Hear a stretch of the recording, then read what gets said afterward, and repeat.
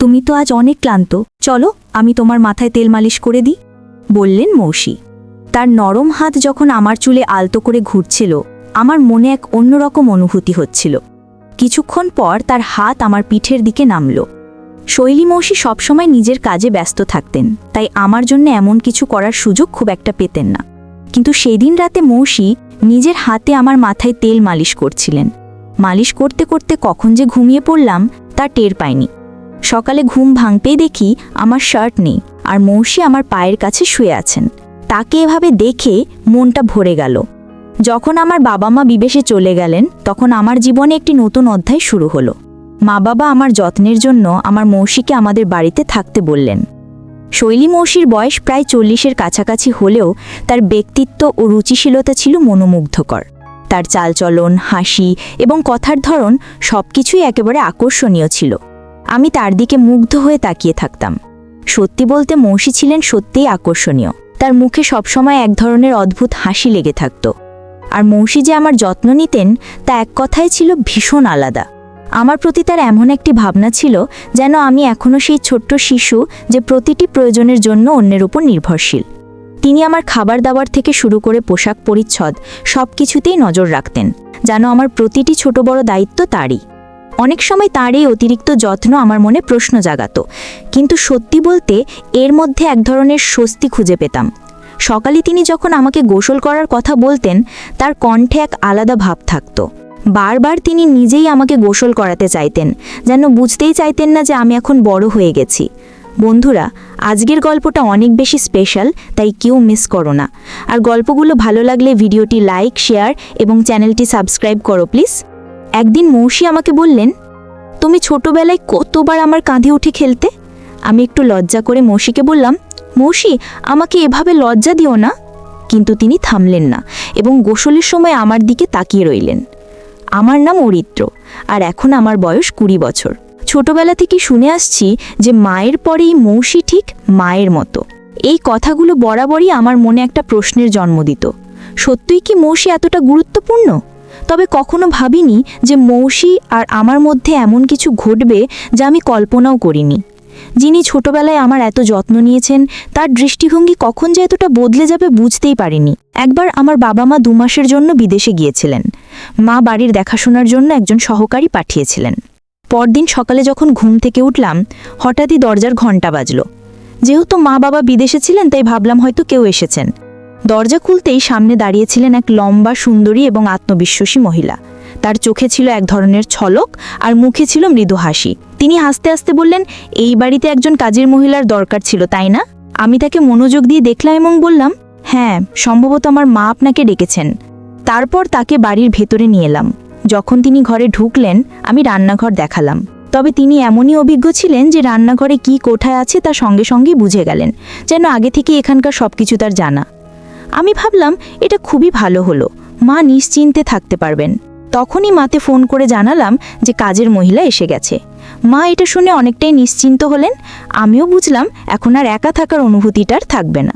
সারাদিনের কাজের পর সন্ধ্যায় কাজের মহিলাকে ছুটি দেওয়ার সময় এলো। হঠাৎ করে তিনি আমাকে বললেন, অরিত্র, সকাল থেকে তোমার সাথে আছি, কিন্তু তুমি এখনো আমাকে চিনতে পারোনি। তার কথা শুনে আমি অবাক হয়ে গেলাম। বললাম, আমি জানি আপনি বাড়ির কাজে সহায়তা করতে এসেছেন, তবে আর কি পরিচয় আছে আপনার?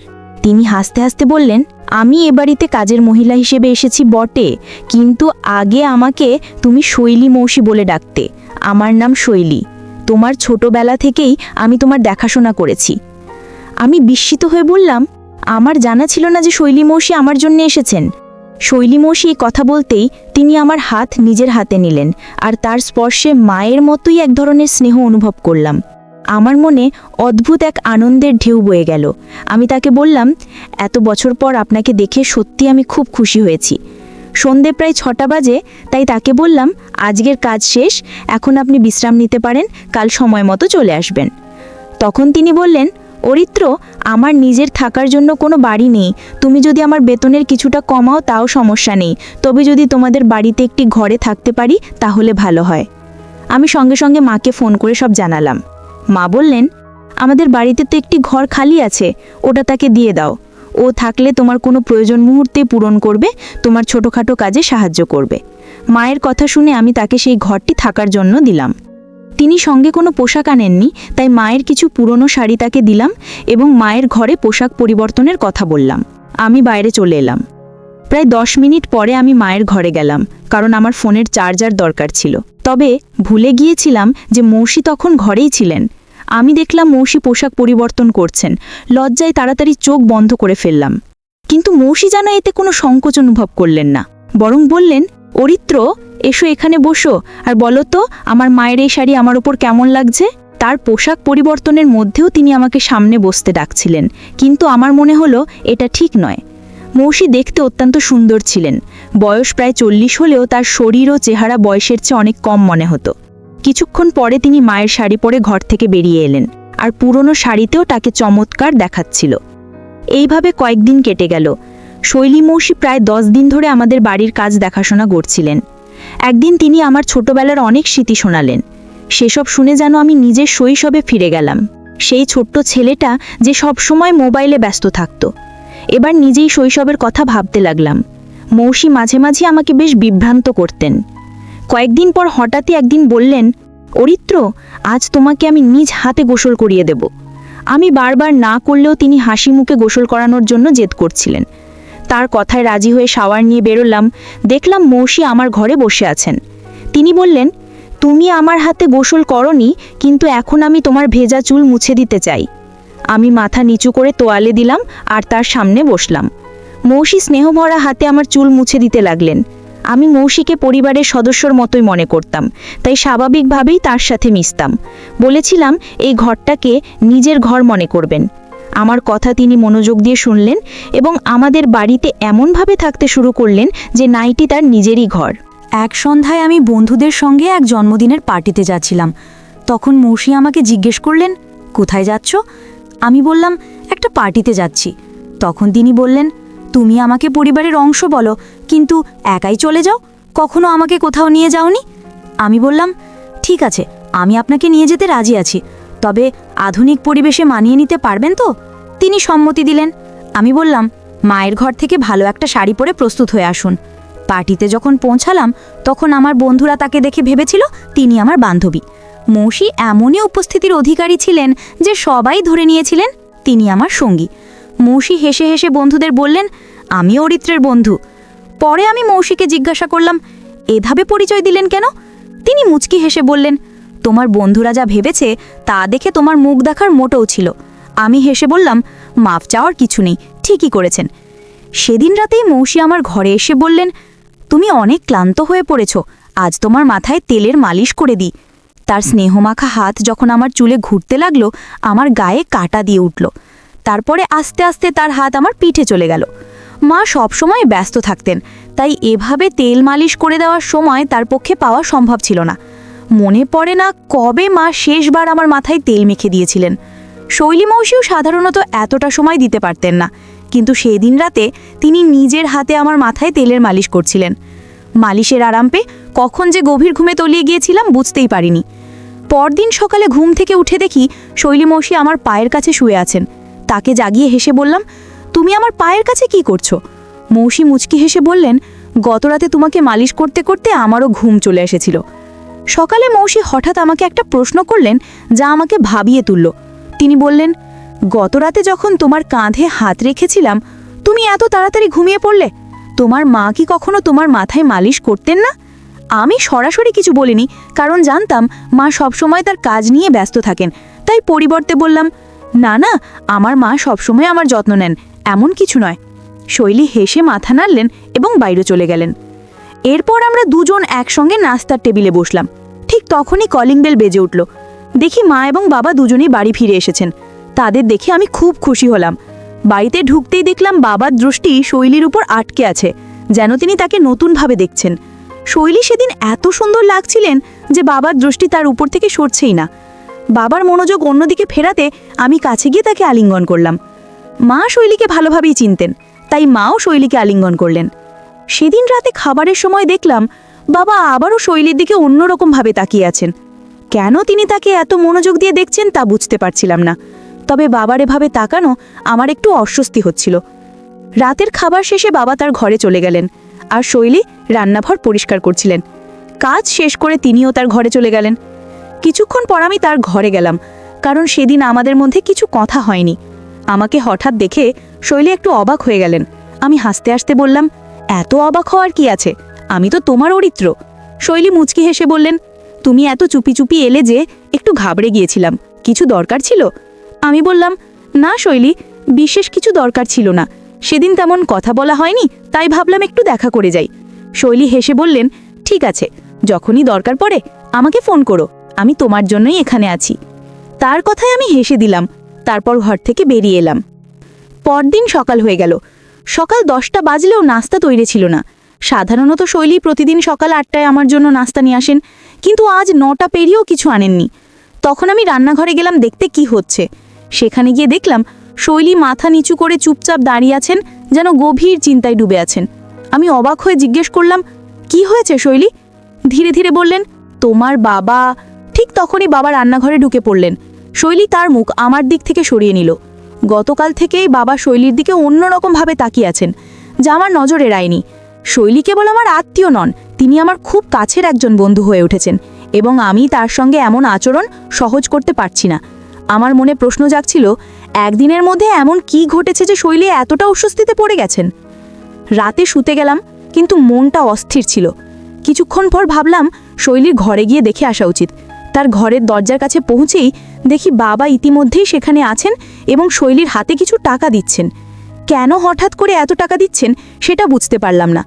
সামনের দৃশ্য দেখে আমার মনের অস্বস্তি বাড়তে লাগলো। শৈলী বাবাকে বলছিলেন, যতক্ষণ না আমি অরিত্রের সঙ্গে কথা বলবো, আমি এই বাড়ি ছাড়ব না। আমার মনে হলো হয়তো সে আমাকে ভালোবেসে ফেলেছে। দেরি না করে আমি সরাসরি তার ঘরে ঢুকে পড়লাম।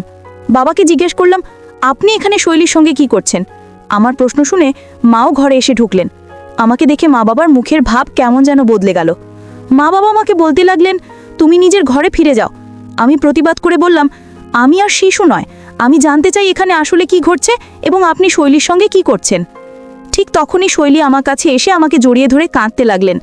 তিনি বললেন, অরিত্র, এই বাড়িতে তুমি একমাত্র ব্যক্তি যে আমাকে বোঝে। এখানে আসার পর থেকে তোমাকে অনেক কিছু বলতে চেয়েছিলাম, কিন্তু কিছু কারণে চুপ ছিলাম। শৈলীর কথায় আমি অবাক হয়ে তাকে সান্ত্বনা দিয়ে বললাম, যদি কোনো নিরীহ মানুষের সঙ্গে অন্যায় হয়ে থাকে, আমি তা সহ্য করব না। তখন মা শৈলীকে বললেন, তুমি চুপ থাকাই ভালো, আর এখান থেকে চলে যাও।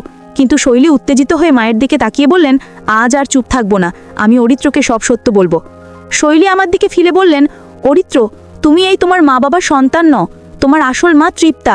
তিনি আমার বড় বোন। কয়েক বছর আগে তিনি এই বাড়িতে কাজ করতেন এবং দুজন যমজ সন্তানের জন্ম দিয়েছিলেন। তোমার বাবা তাদের একজনকে তোমার দত্তকে হিসেবে নিয়েছেন, আর আমি এখন তোমার ভাইয়ের যত্ন করি। তোমাকে ভালোভাবে দেখাশোনা করার জন্য আমি এখানে আছি। এই কথা শুনে আমার মনে নূতন প্রশ্ন তৈরি হলো। আমি শৈলীকে দূরে সরিয়ে দিয়ে বললাম, আমি আপনার কথায় বিশ্বাস করি, আপনি আমার মায়ের মতোই, তবে আমি নিজের জীবন নষ্ট করতে চাই না।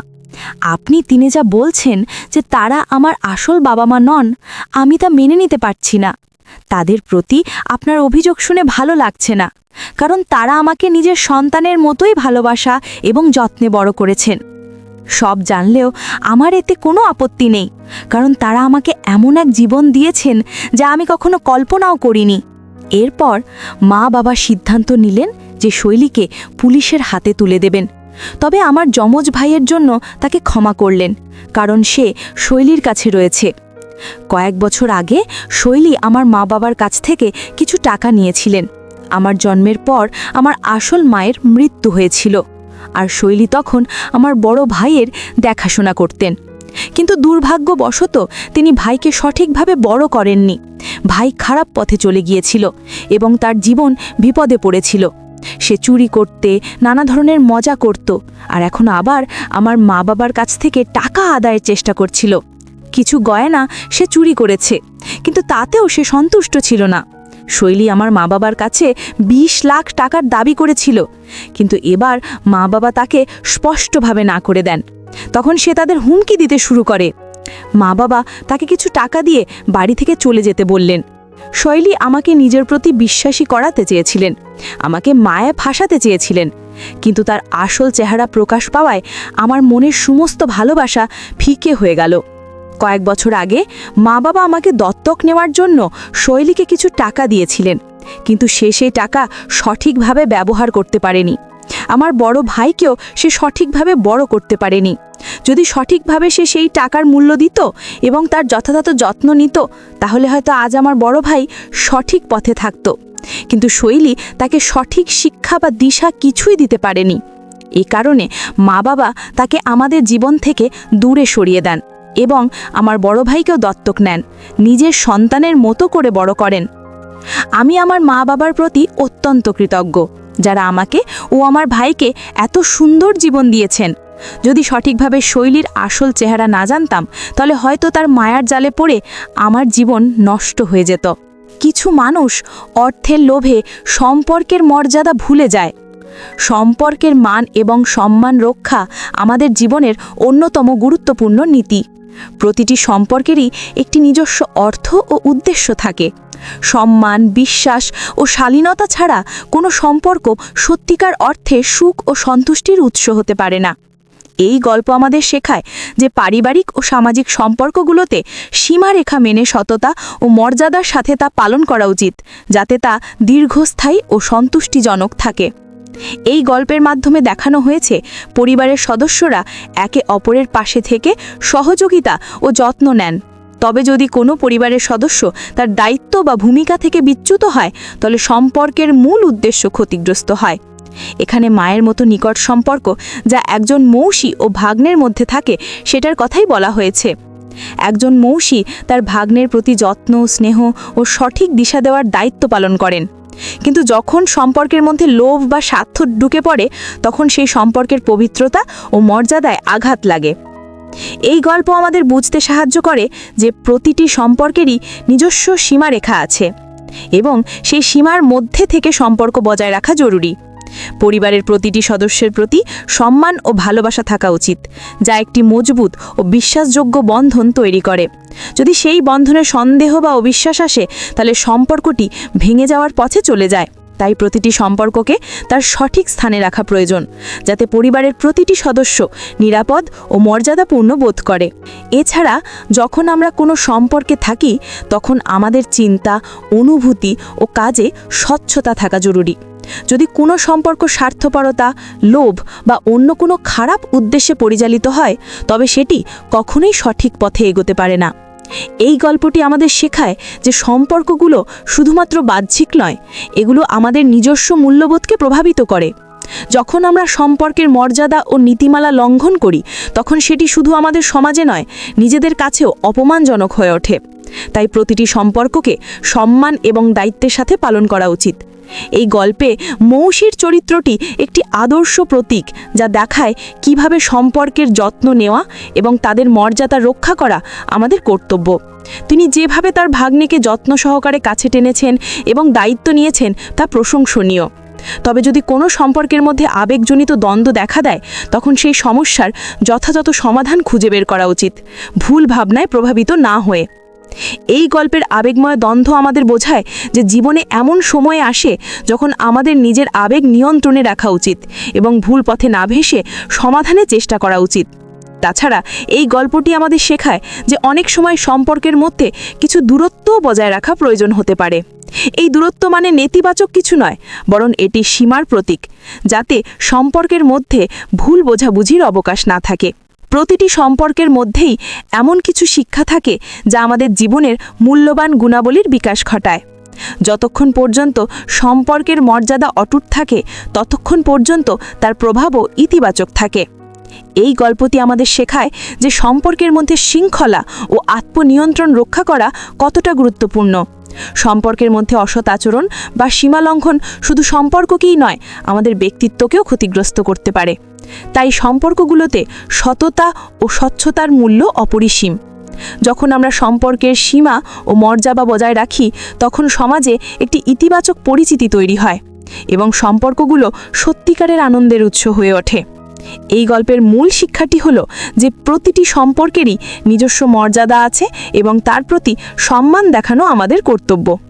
যখন আমরা এই দায়িত্ব পালন করি, তখন জীবনে সুখ ও শান্তি আসে। সম্পর্কের মূল্য শুধু একত্রে থাকার মধ্যে নয়, বরং সঠিক চিন্তা, সম্মান ও সত্যের সাথে তা পালন করার মধ্যেই থাকে। তাই গল্পটি আমাদের বোঝায় যে সম্পর্কগুলোকে বুদ্ধিমত্তা, শ্রদ্ধা ও সত্যের সাথে পালন করা উচিত, যাতে তারা সবসময় সুন্দর, সজীব ও প্রেরণাদায়ক থাকে। এই গল্পের সারমর্ম এটাই যে প্রতিটি সম্পর্কেরই একটি সীমারেখা থাকে, যা তাকে পবিত্র ও নিরাপদ রাখে। এই সীমারেখা মেনে চলা উচিত, যাতে আমাদের সম্পর্কগুলো যেমন মজবুত থাকে, তেমনি আমাদের সমাজে একটি ভালো ও প্রেরণামূলক ভাবমূর্তি তৈরি হয়। বন্ধুরা, যদি এই গল্পটি ভালো লেগে থাকে তাহলে দয়া করে ভিডিওটি লাইক করুন এবং আমাদের চ্যানেলটি সাবস্ক্রাইব করুন। পাশে থাকা বেল আইকনটি প্রেস করুন, যাতে আমরা যখনই নতুন ভিডিও আপলোড করি তার নোটিফিকেশন সবার আগে আপনার কাছে পৌঁছে যায়। ধন্যবাদ, দেখা হবে আমাদের পরবর্তী ভিডিওতে।